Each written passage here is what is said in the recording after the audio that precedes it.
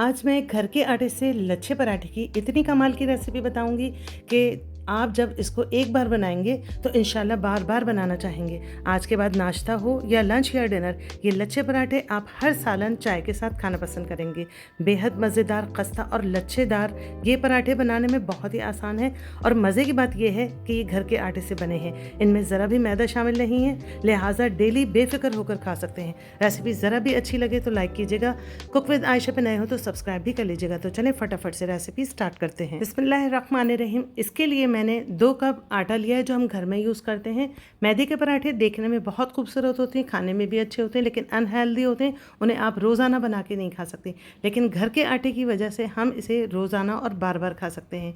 1 teaspoon मैंने pink salt डाला है इसके अंदर, आप टेस्ट के अकॉर्डिंग डाल लीजिए। अब थोड़ा थोड़ा पानी डाल के इसे हम नॉर्मल आटे की तरह गूंद लेंगे और इसे सख्त नहीं रखना, इसे आप नरम ही रखिएगा।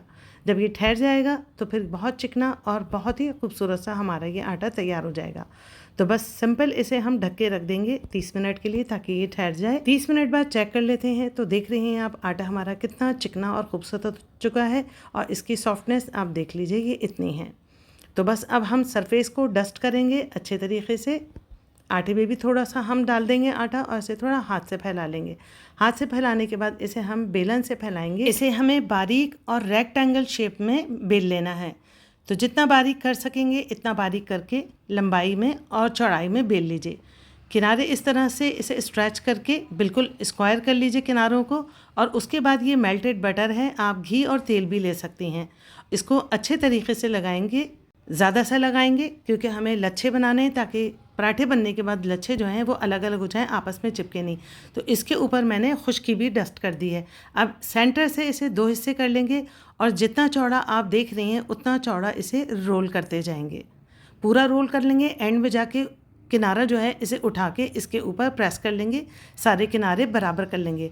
और फिर इसको उठा के हम दूसरे हिस्से के ऊपर रख देंगे, थोड़ा आगे रखेंगे और पहला किनारा जो है उसे उठा के ऊपर रख के इस तरह से रोल करते जाएंगे। दोनों साइडों से बराबर करते जाइएगा, निकले नहीं। और दोबारा आखिर में आके इसका किनारा उठा के बिल्कुल बराबर करके इस तरीके से रोल कर लीजिए। रोल करने के बाद इसके हम 4 पेड़े बना लेंगे। कट कर लीजिए, चाहे पिज़्ज़ा कटर से कर लीजिए चाहे नाइफ से कर लीजिए, लेकिन ज़रा ध्यान से कीजिएगा कि ये खिंचे नहीं आटा और इसकी जो परतें हैं, जो लेयर्स बनी हैं वो लेयर्स ख़राब ना हो। देख सकती हैं आप कितनी सारी इसके अंदर लेयर्स बनी हैं और कैसा ये पराठा बनेगा आपको अभी से अंदाज़ा हो रहा होगा। तो चलें इसे कवर करके 15 मिनट के लिए रेस्ट पे रख देते हैं। पराठे बहुत ही खस्ता और लच्छेदार बनाने के लिए पेड़े बनाने के बाद इनको रेस्ट देना लाजमी होता है। इस तरह से पराठे जो हैं वो बहुत ही नरम और खस्ता बनते हैं। तो 15 मिनट बाद हम सरफेस को डस्ट करेंगे, एक पेड़ा उठाएंगे और इसको पहले हाथों से थोड़ा फैला लेंगे और उसके बाद इस तरह से बेलने से, जैसे आप देख रही हैं, इसको बढ़ा के और बेल लेंगे। कोशिश कीजिएगा कि बिल्कुल स्क्वायर बेलें और बहुत ही नरम हाथों से बेलें ताकि इसकी लेयर्स जो है वो आपस में चिपके नहीं। तो बस इसको मुनासिब सा बेल लेंगे, बारीक नहीं कीजिएगा, थोड़ा सा मोटा ही रखेंगे। अब तवा जो मैंने गर्म होने के लिए मीडियम आंच के ऊपर रखा था उस पर तकरीबन 2 टेबल स्पून जो है मेल्टेड बटर डाल लिया है मैंने और उसके बाद उसके ऊपर पराठा रखूँगी। ये पराठे बनाने का यही तरीक़ा है, आप बिल्कुल इसी तरीक़े को फॉलो कीजिएगा, वरना पराठा मुझे पता है पहले पकाते हैं और उसके बाद उसके ऊपर घी लगाते हैं, लेकिन इसकी हमें हर परत अलग चाहिए और बहुत ही फ्लेकी से ये पराठे बनाने हैं, लिहाजा इसका यही तरीक़ा मुझे मिला है। एक साइड से अच्छी तरह क्रिस्पी होने के बाद हम दूसरी साइड पर पहले बटर लगाएंगे और बटर लगाने के बाद इसकी साइड टर्न करेंगे। आप तेल या घी कुछ भी यूज़ कर सकती हैं, चॉइस इज़ ऑलवेज़ योर्स। तो देख सकती हैं किस कदर खूबसूरत, लच्छेदार और बहुत ही खस्ता से ये हमारे कुरकुरे से पराठे जो हैं वो तैयार हो रहे हैं। बस इसे साइड पे रखते जाएंगे। दूसरा पराठा भी बिल्कुल इसी तरीके से हम तैयार करेंगे, लेकिन उससे पहले हमें तवे को साफ़ कर लेना है। तो किसी भी टिश्यू पेपर से तवे को साफ़ कर लीजिए। दूसरा पेड़ा उठाएंगे, उसको हाथ से थोड़ा फैलाएंगे, डस्ट करेंगे और बिल्कुल जैसे हमने पहले पेड़े को बहुत एहतियात से, नरमी से बेल लिया था स्क्वायर, बिल्कुल इसी तरीके से बेल लेंगे। ये लच्छे पराठे इस कदर मज़ेदार बनते हैं कि खाने वालों का हाथ नहीं रुकता।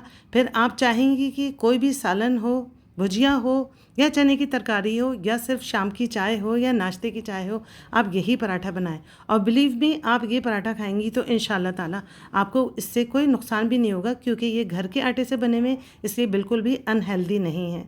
चाय के साथ भी उतने ही मज़ेदार लगते हैं जितने किसी भी सालन के साथ। और अगर आपने चने बनाए हुए हों तो उनके साथ भी ये पराठे बना के दीजिएगा। मैंने अपने घर वालों को चने के सालन के साथ ये पराठे बना के दिए थे, तो माशाल्लाह मिनटों में सारे पराठे साफ़ हो गए, बल्कि ये शिकायत होने लगी कि मैंने इतने कम पराठे क्यों बनाए थे। तो जनाब, हमारे बहुत ही खूबसूरत, लच्छेदार और मज़ेदार से ये खस्ता खस्ता करारे से पराठे तैयार हो गए हैं। आप इन्हें ज़रूर ट्राई कीजिएगा और ट्राई करके मुझे फ़ीडबैक देना हरगिज़ भी नहीं भूलिएगा।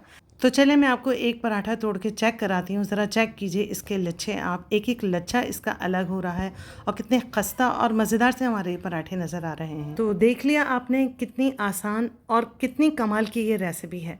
ज़रा सी भी अच्छी लगी हो तो लाइक कीजिएगा, अपने दोस्तों और रिश्तेदारों में से शेयर ज़रूर कीजिएगा। चैनल पे नए हो तो सब्सक्राइब कर लीजिएगा। मिलते हैं नेक्स्ट रेसिपी में, जब तक के लिए अल्लाह निगहबान।